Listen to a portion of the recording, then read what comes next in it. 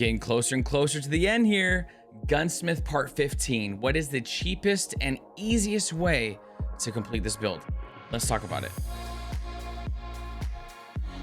What's up, everybody? Welcome back to the Exfil and Hideout. My name is Ghost. If you guys have never been here before, I'm very excited you guys are here. Today, we're going to be going over part 15 of the 16-part series, the Gunsmith series. If you guys are getting some value out of these videos, make sure you smash the like button. It does go a long way for the channel. And if you guys want to see more Tarkov content for free, make sure you guys subscribe to the channel. You can always hit the bell if you want to be notified when videos go live. If you guys want to stop by the stream, we are live every single morning, talk about the stuff live, just hang out. We usually have a good time. So grab caffeine. Twitch every day but Sunday.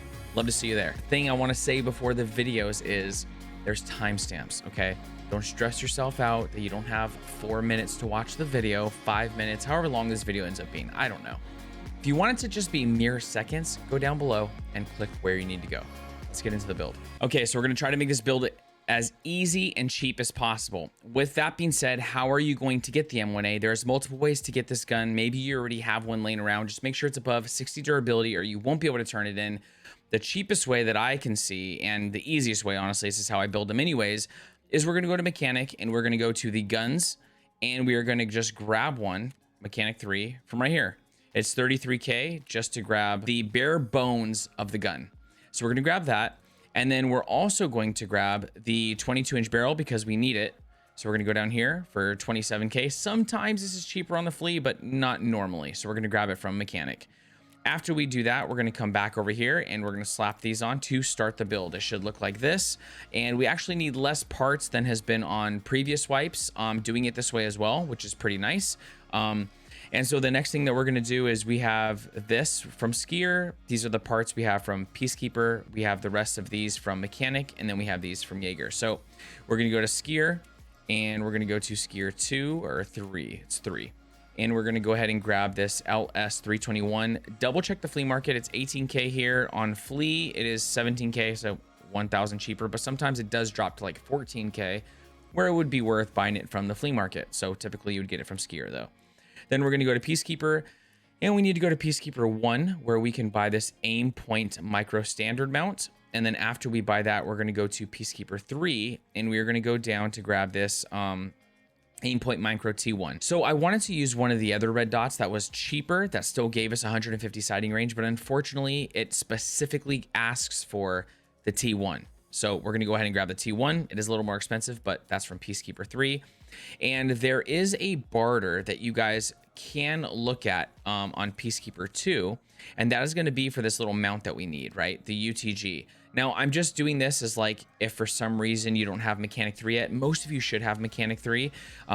This would be the second best option for you. This will bring the UTG mount to about 17K, but we're going to buy it for 10K. But I just want you guys to know, so you have another option in case something else comes up. After that, we're going to go to Mechanic. We're going to go mainly to Mechanic 2. The first thing we're going to do is we're going to grab the M14 Ultimac M8. It looks like this.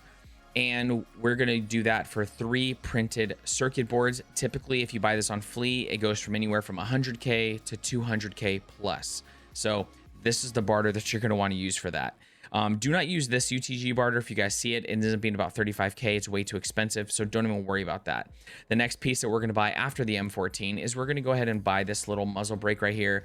It's one of the cheapest muzzle brakes you can get for the M1A, and that's why we're going to use it, and also because it has the specs that we need. And then after that, we're going to go to Mechanic 3, and in Mechanic 3, we are going to go ahead and grab the Archangel stock that we need.